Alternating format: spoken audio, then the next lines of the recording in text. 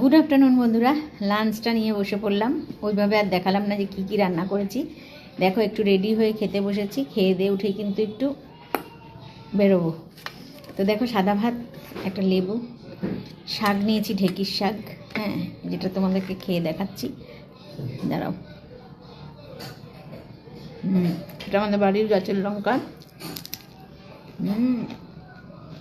আর fine লঙ্কাটা, কাতলা মাছ, বাটা মাছ কালকের, এটা আর একটু শুটকি ছিল, ওই ঝোল, এটা নিয়ে নিয়েছি।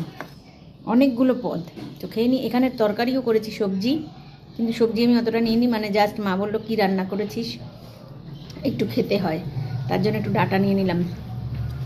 নিরামিষ একটা সবজি, দারুণ হয়ে যায়। খেয়ে নিই, আর একটা অন্য ভিডিওতে দেখা হচ্ছে। টাটা।